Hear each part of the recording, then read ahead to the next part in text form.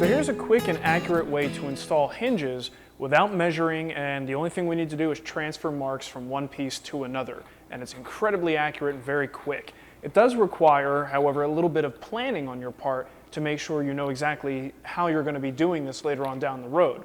Now, in this particular example, I've got mortises already in the side of my cabinet, and I need to transfer those locations of those mortises to the door so that the hinges lie in exactly the same location on both. If it's even slightly off, those hinges are not going to work properly. So the way that I like to do this is by using center lines. Instead of marking the absolute start and stop location of each hinge and measuring and trying to transfer those numbers, I'm doing everything based on center points, so that if I align this little jig that I made for my router, if I align that with that center point, the base of the router starts and stops based on where I have my stops placed. But all I need to do is line up my center line on the jig with the center line on the workpiece. So if I can transfer the center line of these existing mortises here to my new door and then put the jig onto the door like so, I should be able to get those the mortises placed in exactly the right position. It all starts by placing the door in the location that we want it to be.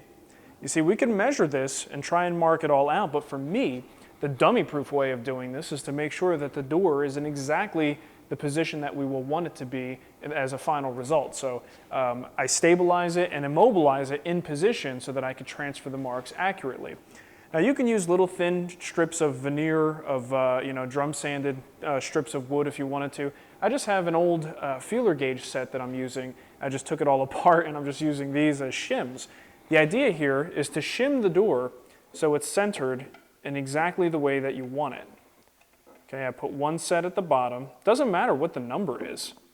It just matters that your door is centered and completely immobilized. The metal ones are a little bit slippery, so that's probably the only disadvantage here.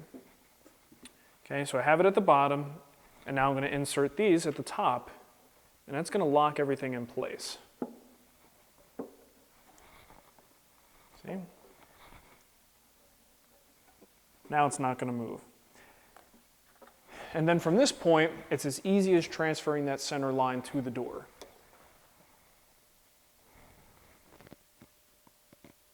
Now with these center lines in place, all I need to do is attach my jig, start up the router, and go. And I can be absolutely certain that those hinge mortises are going to be in the exact location that I want them to be.